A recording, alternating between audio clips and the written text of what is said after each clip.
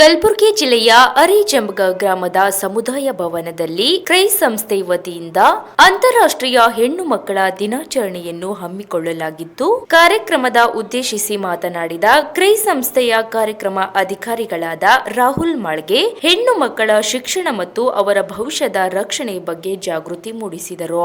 ಕಾರ್ಯಕ್ರಮದ ಅತಿಥಿಗಳಾಗಿ ಗ್ರಾಮ ಪಂಚಾಯತ್ ಸದಸ್ಯ ಸಂತೋಷ್, ಶಿಕ್ಷಣ ಪ್ರೇಮಿ ಹನುಮಂತ್ ಹಾಗೂ ಅಂಗನವಾಡಿ ಕಾರ್ಯಕರ್ತೆಯರಾದ ಮಹದೇವಿ ಮತ್ತು ಭಾಗ್ಯಶ್ರೀ, ಆಶಯ ಕಾರ್ಯಕರ್ತೆ ಸವಿತಾ, ಪಾಲಕರು ಮತ್ತು ಮಕ್ಕಳು ಉಪಸ್ಥಿತರಿದ್ದರು. ಕಾರ್ಯಕ್ರಮದ ನಿರೂಪಣೆಯನ್ನು ಕ್ರೈಸ್ ಸಂಸ್ಥೆಯ ಸಿಬ್ಬಂದಿ ನರಸಿಂಹರಾವ್ ನೆರವೇರಿಸಿದರು. ಶ್ವೇತಾರವರು ಸ್ವಾಗತ ಕೋರಿದರು.